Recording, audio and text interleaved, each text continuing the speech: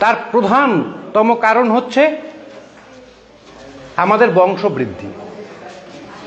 বুঝতে হবে এই সমস্যাগুলো যতক্ষণ, আসলে আমি বলবো যে এইখানে আমাদের সামনে যারা বসে আছেন তারা বেশিরভাগই হচ্ছে ইম্যাচিউর, ছোট্ট শিশু। এখন যে বিষয়ে নারীর অধিকার বুঝতে গেলে, নারী সম্পর্কে জানতে গেলে, বা আপনার কোনটা অধিকার, কোনটা আপনি রক্ষা করবেন, কোনটা নিয়ে আপনি যুদ্ধ করবেন, আর কোনটাকে সংরক্ষিত রাখা সেটা আপনার উপর নির্ধারণ করবে, এই যে বোঝার মতো একটা মনস্তাত্ত্বিক ম্যাচুরিটি, সেটা এখন হয়তো অনেকেরই আসে। এই কারণে খোশ গল্পে সবাই ব্যস্ত, তাই না?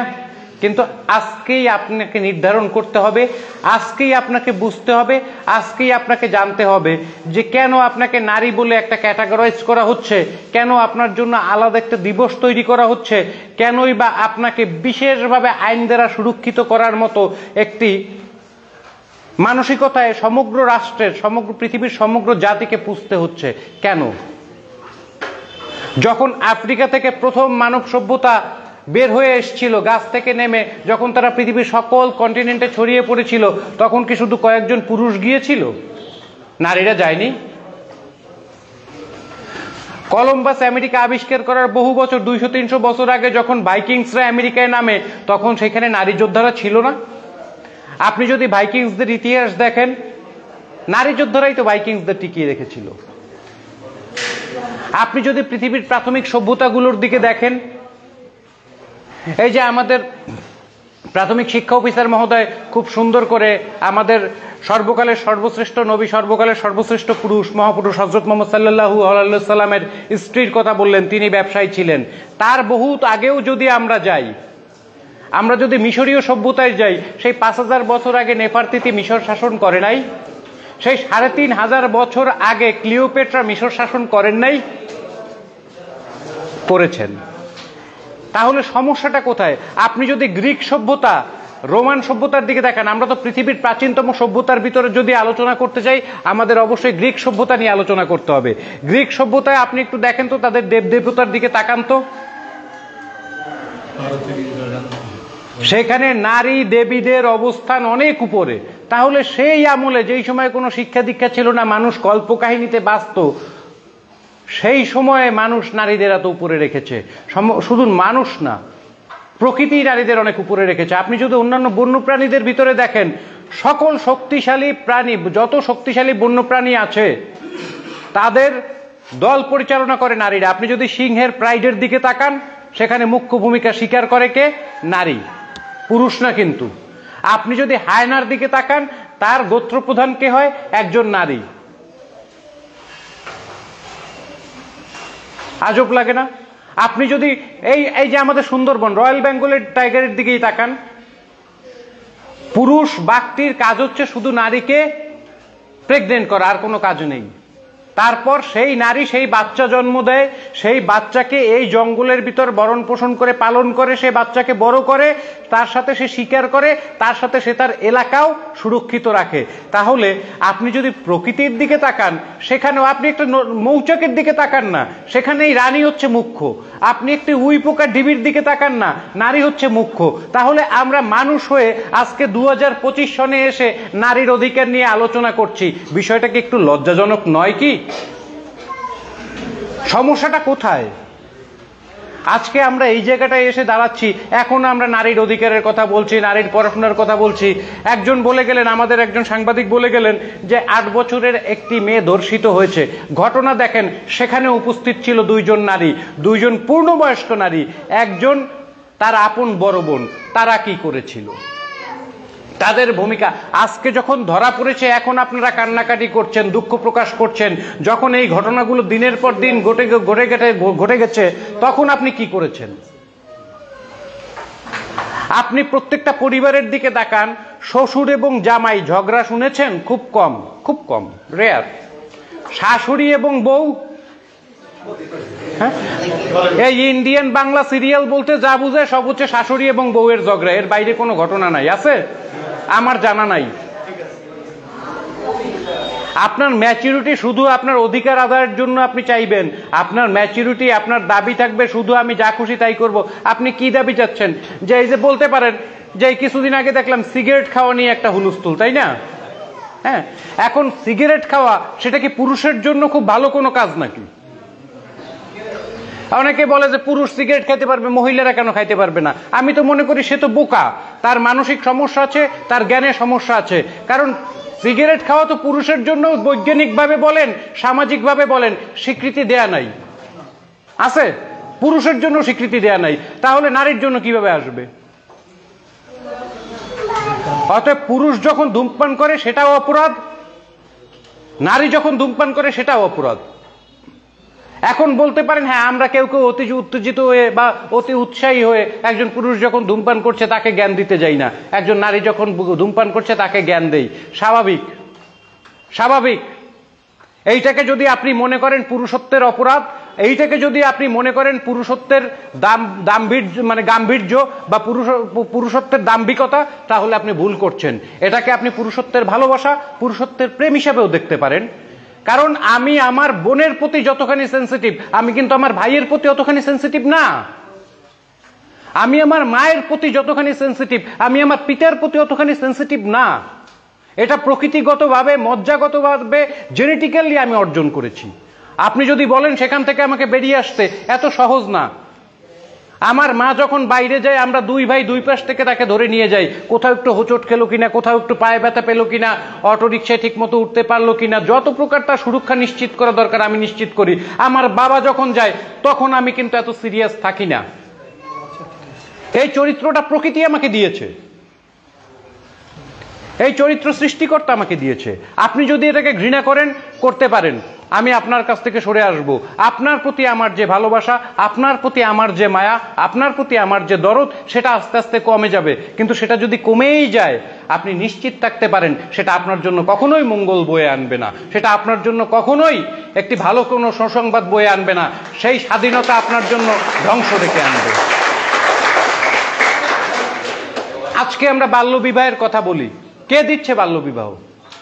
আপনি যতগুলো পরিবার, আমরা সরকারি চাকরি করি বিধায় আমরা বিভিন্ন বাল্যবিবাহে অনেক সময় আমাদের, যেমন বিশেষ করে আমাদের মহিলা বিষয়ক কর্মকর্তা, তো এই বিষয়ে ম্যাজিস্ট্রেটি দায়িত্ব প্রায় সময় পালন করতে হয়, তাকে প্রায় সময় যেতে হয়। আমাদেরও বিভিন্ন সময় যেতে হয়েছে, বা বিভিন্ন মামলা আমরা দেখেছি। আমাদের পুলিশের যারা আছেন তারা তো এগুলো নিয়েই থাকেন। আমরা দেখেছি পরিবারের মায়ের এত মান সম্মান, তার মান সম্মান রক্ষা করতে গিয়ে সে তার মেয়েকে জবাই দিতেও রাজি। আপনার ছোট্ট মেয়ে যখন একটা অপরাধ করছে, যখন সে ইম্যাচিউর একটি রিলেশনে জড়িয়ে পড়ছে, যখন সে অস্বাভাবিক একটি রিলেশনে জড়িয়ে পড়ছে, তখন আপনার মান সম্মানটা ছিল কোথায়? যখন পারিবারিক শিক্ষা দেওয়ার বিষয় ছিল, তখন আপনার মান সম্মানটা ছিল কোথায়? যখন আপনাকে ধর্মীয় শিক্ষায় শিক্ষিত করার কথা ছিল আপনার সন্তানকে, তখন আপনার মান সম্মান ছিল কোথায়? আজকে আপনি যখন একটি অপসংস্কৃতি, একটি অন্যায়কে প্রশ্রয় দিবেন, একটি অবৈধ বিবাহকে আপনি যখন জায়েজ করছেন, তখন আপনার মান সম্মানকে আপনি ভিত্তি হিসেবে দেখছেন। এটা কি আসলে যৌক্তিক?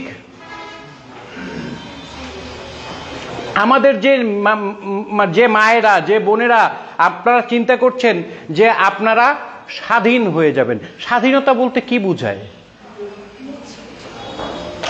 যেমন খুশি তেমন চলাফেরা, যেমন খুশি তেমন কথা বলা, যেমন খুশি, এই যে আমরা পুরুষরা এখানে এসেছি, আমরা আমাদের পোশাকের ভিতরে কি কোথাও কোনো অশালীন কিছু পরে এসেছি? তাহলে আপনারটা কেন সমাজ মানবে? তাই না? এখানে পুরুষ এবং নারী বলতে কোনো ভেদাভেদ নাই। সামাজিক শালীনতা, সামাজিক রীতিনীতি, সামাজিক আইনকানুন, তার সাথে ধর্মীয় অনুশাসন এবং রাষ্ট্রীয় সংবিধানে লিখিত সকল আইন মানতে একটি রাষ্ট্রের সকল জনগণ বাধ্য। সেক্ষেত্রে আপনি যদি বলেন আপনার জন্য আলাদা করে কিছু দিতে হবে, এই যে তার জন্যই আলাদা করে আজকে আপনার সুরক্ষার জন্য আলাদা একটি দিবস, আলাদা আইন, আলাদা সবকিছু গঠন করা হয়েছে। কিন্তু আমরা যদি প্রকৃতির সভ্যতাগুলোর দিকে তাকাই, আমরা যদি পৃথিবীর প্রাচীন সভ্যতাগুলোর দিকে তাকাই, নারীদের হাতেই তো পৃথিবী ছিল। এই যে কৃষি নিয়ে কথা বলছেন, কৃষির স্রষ্টাই তো নারী। নারী তো প্রথম আবিষ্কার করেছে যে বীজ ফেললে সেইখান থেকে গাছ হয়। এই জিনিসটার আবিষ্কারকই কিন্তু নারী, কোনো পুরুষ না। নারীরাই, পুরুষরা যখন বাইরে যেত, এখানে আরেকটা সুন্দর কথা আসছে, এই যে পুরুষ এবং নারী, বলি যে নারীর কাজ ঘর সামলানো, নারী কখনোই ঘর সামলায়নি। নারী ঘরের সুরক্ষা নিশ্চিত করেছে।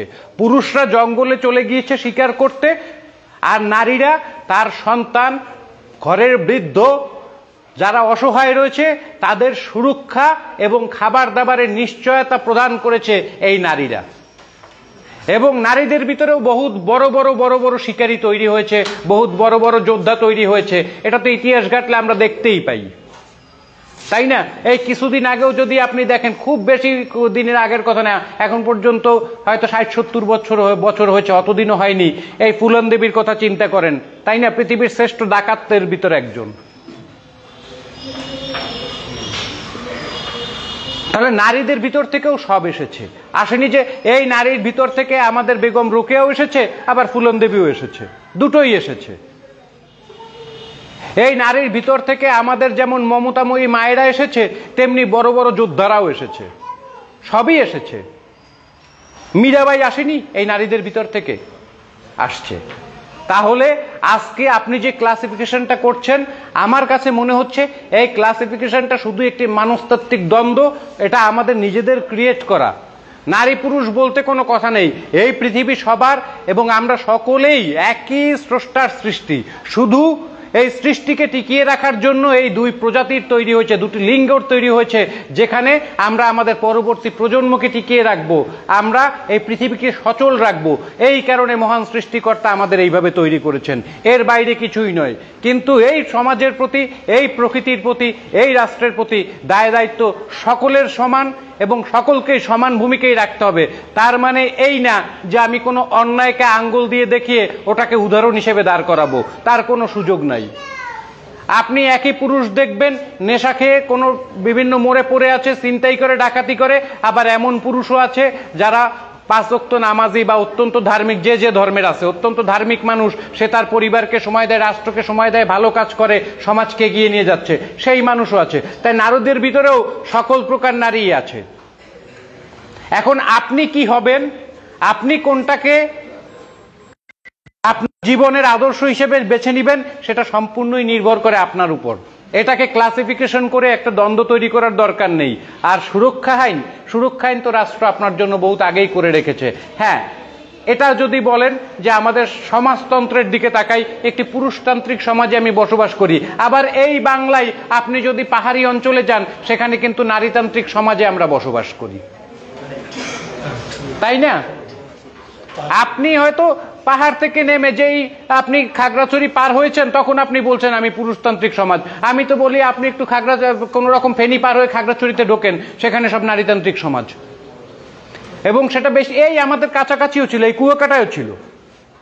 কুয়াকাটায় যখন মগরা প্রচুর পরিমাণে ছিল, এখন তো মগের সংখ্যা কমে গেছে, যখন তারা ছিল তাদের তো নারীতান্ত্রিক সমাজ ছিল।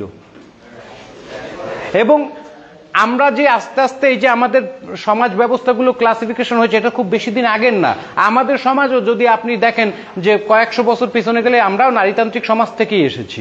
কারণ তখন পুরুষরা ঘরে এত সময় দিতে পারতো না, তারা চলে যেত শিকারে, তারা দিনের পর দিন শিকার করে তারপর বহুদিন পর একদিন আসতো।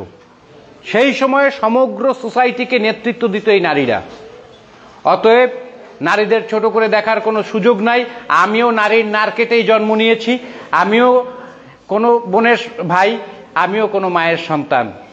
তাই নারীদের প্রতি শ্রদ্ধা সেটা পুরুষের অটোমেটিক আছে। আর পুরুষ যে একটু অনুশাসন করে, একটু শাসন করে নারীদের, সেটা তার একটা ভিন্ন ভালোবাসা। বললাম না যে আমি আমার মাকে নিয়ে যত সেন্সিটিভ, আমি আমার বোনকে নিয়ে যত সেন্সিটিভ, আমি আমার ভাইকে নিয়ে, আমার বাবাকে নিয়ে এত সেন্সিটিভ না।